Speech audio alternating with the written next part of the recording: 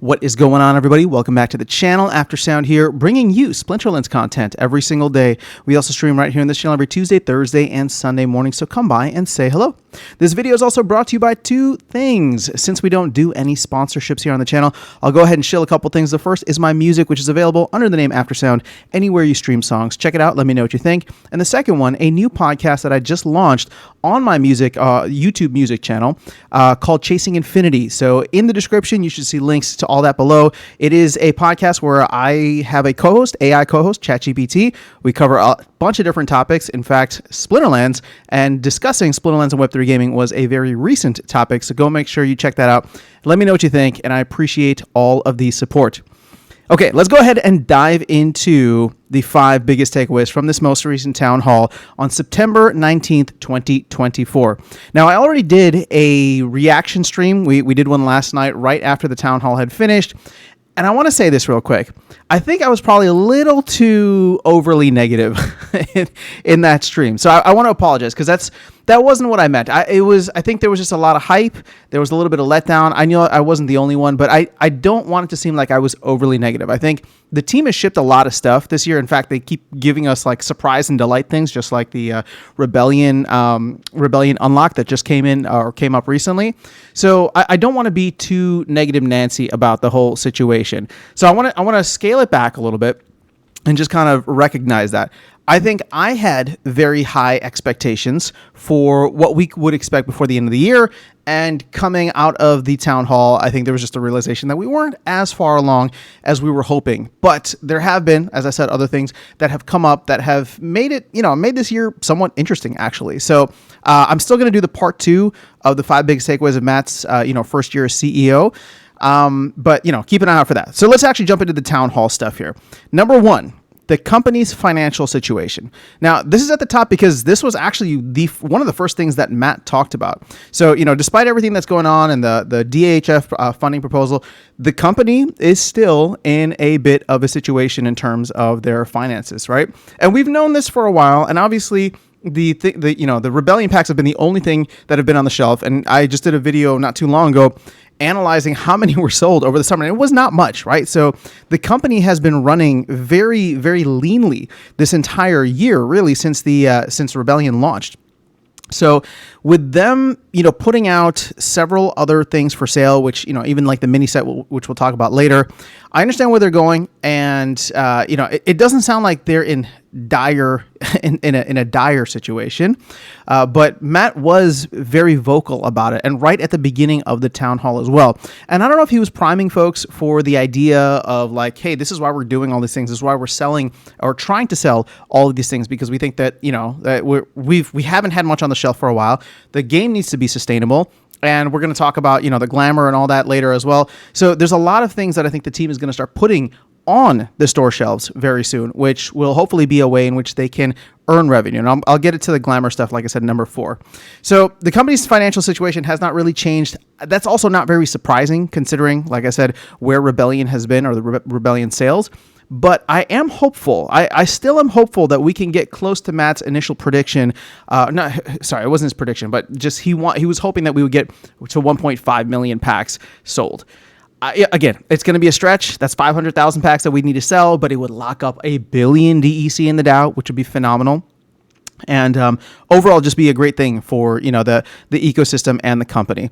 But that's where things are at. I appreciate that Matt was giving us the lowdown on that and being transparent. So we will see how this plays out. But I do believe, and Matt was actually quite optimistic about the fact that it seems like things are turning around. And how bullish I've been on Q4 of the year of the halving, as well as the year that follows the halving, 2025. So I think he and I kind of share that perspective about what's going to happen, hopefully over the next 12 to 15 months. And if that does play out, hopefully the company will be in a better situation financially. We'll get new players into the game. Token prices, asset prices will start going up, and everybody will be jolly. So that is number 1. Number 2, let's talk about the promo card pricing, because there's been a lot of pushback on these promo card prices. Now, I've said this several times on stream and in previous videos, but we're closing in on like 100 million if we haven't passed 100 million already in terms of the amount that has been locked up in the DAO for these promo cards. Now, keep in mind, the team got 600 million, okay, 600 million DEC, and it looks as though they're counting not just the 5 phases of the Hall of Legends, but also the the auction promo card that they're going to do. So there's actually 6 phases to this, at which point you look at that and say, okay, well, in order to recoup our costs, we would need to get not 120 million, right, for 5 phases, but just 100 million in order to recoup our costs. But ideally, we want to get more than that, significantly more than that. And the fact that we are in a position now, and I know there were people on the live stream yesterday that were quite frustrated too. The fact that we're at 100 million right now kind of proves to Matt that the pricing is good where it's at, and I know that's gonna that's gonna rub a lot of people the wrong way because they're looking at these cards and saying, well, they're too expensive, right? And Matt's response was, well, there's a lot of cheap cards, right? And you don't need every card, and I do agree with that assessment. And I also agree with his assessment that lowering the prices slightly wouldn't necessarily lead to more sales, right? If there are people out there that want to buy, then let them buy, right? And I'm going to actually get into that in the third point here when we talk about the mini set.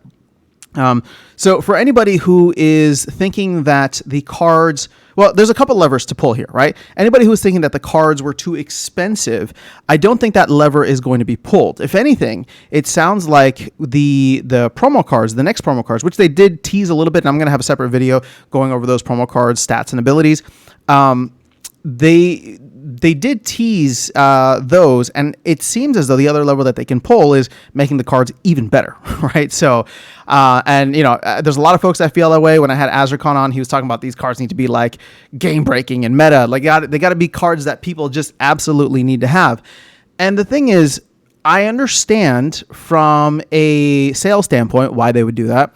I also understand from a gaming standpoint why many players who are not in a position to spend $500 to $1,000 on a card would feel that way. And sorry, when I say 500 to 1,000, it's like if you look at it, 50,000 DEC, 11 max or 11 BCX, that's 550 right there. And then you add in whatever the rare card is, and it's probably not 1,000, but it's a little bit less than 1,000, and that's just per phase, right? Like if that's what it's going to be like for the next 4 phases, I mean it's kind of crazy in terms of like the amount that you would need to spend. But all in all, that is where Matt is thinking about the promo card pricing. So if it is an issue still, then I'm sure there will be ways to have your voice heard, or maybe a lot of folks feel like they're voting with their wallets, and that's totally fine, right? But the truth is, and this is a bitter pill to swallow for those folks. The truth is, there are other people in the game, in the ecosystem, that are spending the money, that are willing to spend the money. And in a sense, because they're willing to do that, that is justifying the prices that they're being set at, because we're trying to lock up as much DEC as possible. So from a gaming standpoint, I understand the frustration. And from a pricing standpoint, right, just for ecosystem standpoint, I can understand why they will continue to keep it that way. But there's 5 phases, so let's see how it plays out. My guess though is that if phase 1 was good enough with cards that were, we'll just say, questionable in terms of like the value proposition, my guess is that the cards are going to be even better in the future, which will only exacerbate the situation and divide people further. But that's just a little prediction on my end. Okay, number 3, the mini set is still in the mix. So Matt said that he saw the poll, I think, that Clayboyne had put up, and he saw a lot of the feedback about a mini set, and he's kind of on the fence about it. He wants to see how the community is going to vote. Now, he did say that the poll itself did not have a lot of stake weight to it, meaning that like there wasn't a lot of SPS that voted. So they may want to run an actual pre-proposal or proposal in order to see what the stake weighted thing is here. Now, here's the thing. Matt was like, and I'm in the same boat as him, right? There's pros and cons to keeping Chaos Legion in Modern longer and rushing out the next set and rotating Modern format and getting Chaos Legion out. And I don't quite know how to quantify that, like what's better or what's worse. There's a lot of arguments for rotating it out, right, and moving things up, and I'm definitely leaning that way, but I understand the cons, right? Like, there's cheap cards right now. There's cheap cards that you can play in modern format, and what we want is for new players to come in, look at the cards, and soak up all those cheap cards. So, that's probably going to be the biggest argument for keeping that in there. But, I will say this about the mini set. Here's the unseen angle of this, and not that Matt would be hiding any information, but if Matt knows just from talking with a lot of the larger stakeholders in the game, which we know, they'll send him questions. I mean, anybody is free to message him, right? I've messaged him in the past too. So anybody's free to message him. My thought is, I wonder what information he potentially has from larger stakeholders that are saying, hey, if you put a mini set out, I'm going to buy, X amount of packs, thousands of packs, right? So I wonder if he's looking at that and saying, well, and this is what it comes back to as well. If your customers want something, give it to them. Meaning that if your biggest spenders in the game, who are currently carrying the game, right, carrying this project on their shoulders, people who are spending money right now, if they are willing to spend money on that, why would you not give it to them? Especially if they are not only willing to spend the money, but they're also large stakeholders in the game that are asking for these things. Does it potentially alienate a lot of, the long tail of this? Yeah, I guess, right? Like, I understand, because it just becomes another added cost for everybody else. But the truth is, this is an opportunity for the team to make money. This is an opportunity for large stakeholders in the game to kind of, push the direction of the game. I understand. Here's the thing. I understand very much the desire for this kind of decentralized, more equitable thing. And it's just everybody should have the same access and equal thing. I get it, but that's really just not how the game is designed, right? The game is expensive, right? And whether or not there is a mini set, I think a lot of the majority of people that are complaining right now are oh, we don't want a mini set. They wouldn't be buying it anyway, right? So it's, I don't know. I'm very curious to see where that proposal ends up going. But at the end of the day, the mini set is not dead yet. And that's really just the takeaway, right? The mini set is still going to be in the mix here. And not that it's confirmed, but it's something that the team wants to take a closer look at and see where things are at and really weigh the pros and cons. And I would actually appreciate if they were able to do that in a much more quantifiable way, right? Weighing the pros and cons and then coming on to a town hall and talking through that, right? If they're able to look at data that we don't, we're not privy to, because it's all just internal data, right? And come through and say hey, we want to do the mini set because XYZ, or we're going to skip the mini set because of XYZ, and not just have it be based on mob rule, right? Oh, there's a bunch of people that say we don't want it. I would rather they take that approach, right? And this is coming from someone who, like I said, is leaning towards not wanting a mini set. But if people are going to buy it, right? If people are going to buy it and it's going to lock up thousands of DEC in the DAO, and it's going to provide the team with a little bit more runway, who am I to stop it? I don't know, right? That's just my thought. Okay, number 4. This is a big one. Although there was not, there was actually a lot in there. I'm gonna have to make a separate video on Glamour, but this seems to be the next major thing the team wants to launch. And just to skip ahead, you'll see, right? Land has been delayed to 2025. It looks like. So we'll close out on that sad note. But so with Land getting pushed, and with a lot of the major things, being worked on or, completed now, a lot of the stuff that they were trying to catch up on, they're in a position now where Glamour is the next major thing. And they have a lot of different and cool ideas. Again, part of it still sounds like it's in ideation phase or idea phase. And they need to really nail that down. But there are other aspects of it that look like they're done already, especially from the creative aspect. So, shout out to Nate and the creative team. Nate was sharing a bunch of different, types of Glamour and showing exactly what it would look like. So I don't know what the development work would be required to, get all that stuff in game. But it does seem a lot closer than where I thought things were. And even with them, kind of keeping a lot of the ideas abstract, it sounds like it's going to be something that's evolving. So maybe we get just a very basic version or a basic form of it before the end of the year, but I do expect it by the end of the year. They didn't give any time frames. Matt just said, hopefully in the next couple of months. But considering that, new player experience has been this, again, it's like the land of 2023, right? It's just this monkey off our back that we don't really know where it's at. The team's going to continue taking care of it. If LAN's not happening this year, my bet is that Matt is going to make a push to get some form, right? Even if it's beta version 0.5 for this, they're going to get some version of Glamour out. Now, one of the main reasons that I'm excited about Glamour, and this is coming from somebody who's never cared for skins and cosmetics, and it's not like I'm going to be spending a ton of money on skins and cosmetics here, but it does offer a way for the team to add value, to add excitement, and add, a certain type of new reward to the game without inflating cards. And what I mean by that is, think about it this way. They talked about like, hey, maybe we'll add some Glamour into the voucher shop, right? We'll add some into the glint shop, and we'll add some, there'll be like rewards and things that we can do. I'm thinking about this from like an opportunity where the team no longer has to, as others say, right now, I'll even agree, like devalue other cards by just creating more and more cards. They can do something now where it's just like a cool little way to spice up. It doesn't impact the meta.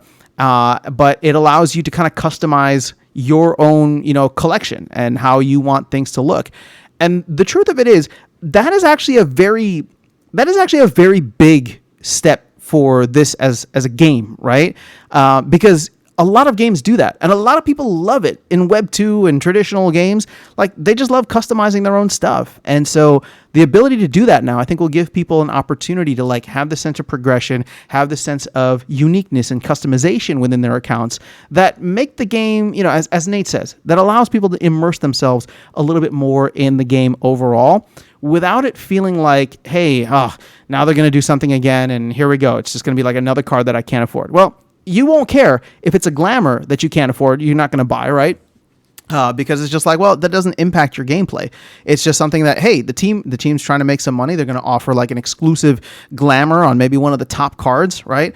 And if you want to buy it, you can buy it. If you don't, it doesn't matter. Like, it just is what it is. But people who enjoy that stuff and want to have, some value, and my expectation is that these glamours will probably still be NFTs anyway, right? So it's going to offer a lot of opportunities for volume and trading and things like that. That all stuff that will benefit the game economy and the team. So I'm actually very excited about that. Like, and the last example that I'll give is, look back at like Waka, for example. Imagine if Waka wasn't a card, but Waka was like a Glamour on, one of the certain cards, where, the skin comes in as like this really cool, unique thing that you can put over the entire Death Splinter, right? There's a whole line of like Waka skins. Now, once again, you go back, and I know that was like a long time ago, but I'm just trying to say, like, imagine if that was the case now, where they get some kind of celebrity or whatever that comes in and is able to do this. Well, now you get a lot of people who are just like, well, I don't want to, like, it sucks that I would have to spend money for a card to keep me competitive in the meta versus, oh, this is a cool partnership. The skins look pretty cool. And they're available to everybody. Maybe not everybody takes them up on it, but if enough people do and it's financially viable, all of a sudden you're like, yeah, dude, do as many partnerships as you want, right? Like, go get literally every influencer, every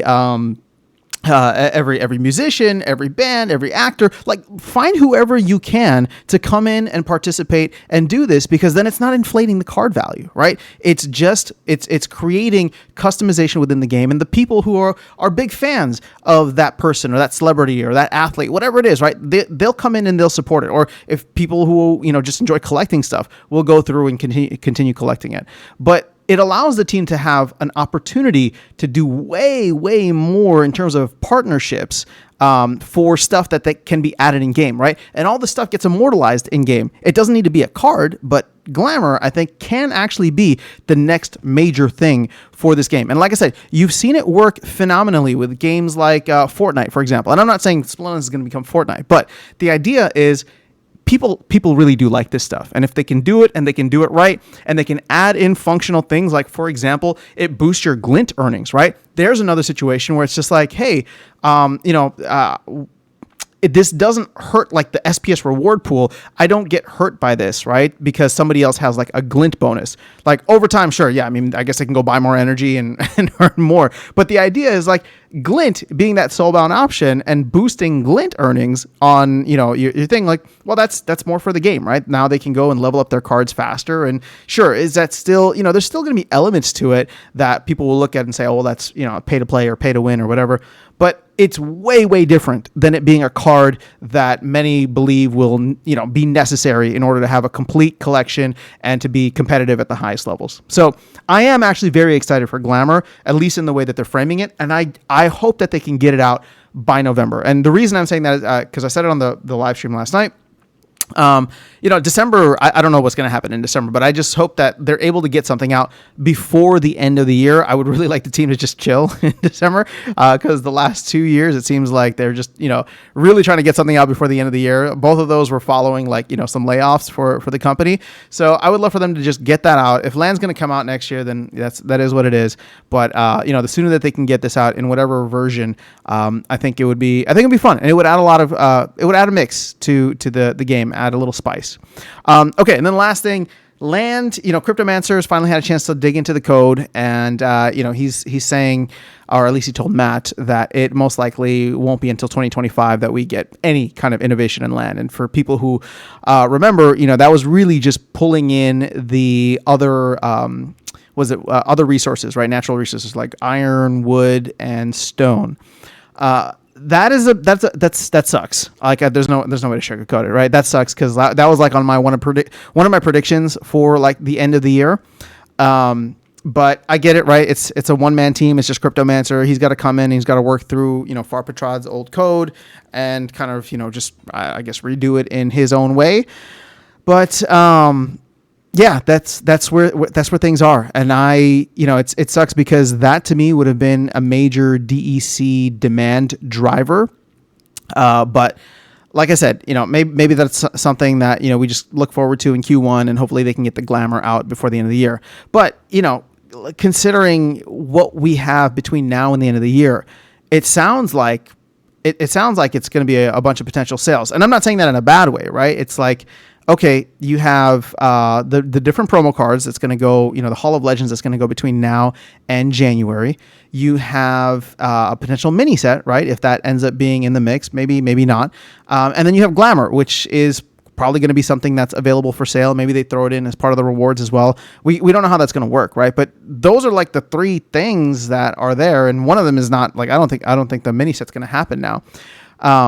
But either way, that's what we're looking at for the end of the year, and so. I get it. It was an interesting town hall, but there wasn't anything, crazy new or whatever. Although, like I said, I am excited for Glamour, and I hope that does come out sooner rather than later, considering the news about Land and considering, just where things are at right now with NPE and all that. So that's all I have for you guys in this video. Let me know your thoughts in the comments below. Very curious to hear your feedback on that. Now that you've had a day or some time to sleep on the town hall or to sleep on it, I'm curious if people feel a little bit differently than the town hall reaction stream. But like I said, I do. There's no sugarcoating, right? Like tough news and delays. But I am excited for Glamour, and if the priority becomes getting Glamour out, I do want to see how that's going to come in and shake things up because. Here's the thing, guys. Like I know it's difficult. It's a bitter pill to swallow for many people. But I mean, look at these promo cards. There are people here that want to spend money, right? As much as I see all the complaining about like, oh, nobody's going to come in. There's going to be no new players about. Like there are people here that want to spend money. And if there's opportunities for them to spend money, I'm actually very curious to see how that can benefit the team, how that can benefit the game ecosystem, asset prices, all that stuff, DEC, flywheel, whatever buzzword you're looking for.